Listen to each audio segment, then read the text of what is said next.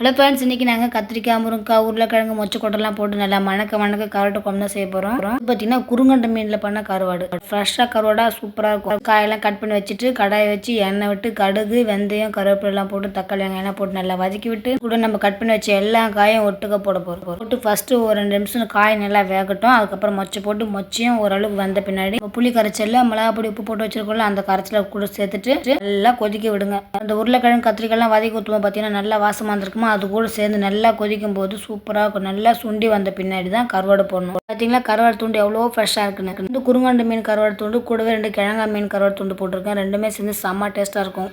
எப்பவுமே மீன் குழம்பு கருவாட்டு குழம்பு வச்சா மறக்காம முட்டையை அவிச்சு உரிச்சு போட்டுக்கோங்க. அது இன்னமும் குழம்புக்கு ருசி கூட்டும். முட்டையை போட்ட பின்னாடி 5 நிமிஷம் குழம்பு நல்லா கொதிக்கணும். அப்போ தான் செம்ம டேஸ்ட்டாக இருக்கும். அதுக்குள்ளதான் மூடி போட்டு குழம்பு நல்லா கொதிச்ச பின்னாடி இறக்கி கீழே வச்சுட்டு சுட சாதம் போட்டு சாப்பிட்டு பாருங்களேன், சூப்பராக இருக்கும். இன்னைக்கு நாங்கள் சாதம் ஏற்கனவே வடிச்சு வச்சாச்சு. அது கூடவே பார்த்தீங்கன்னா அவிச்ச கூட்டு வச்சிருக்கோமோ அதையும் சைடில் வச்சுட்டு அப்படியே சுட சுட சாதத்தோட ஒரு கரண்டி முட்டை கருவாடு காயெல்லாம் அள்ளி வச்சு சாப்பிட்டு பாருங்களேன், சும்மா அப்படி இருக்கும். ட்ரை பண்ணி பாருங்க. உங்களுக்கு வந்து குழம்பு பிடிச்சிருந்தா வீடியோக்கு லைக் பண்ணுங்க, மறக்காம சேனலை சப்ஸ்கிரைப் பண்ணுங்க. அடுத்த வீடியோல பார்க்கலாம்.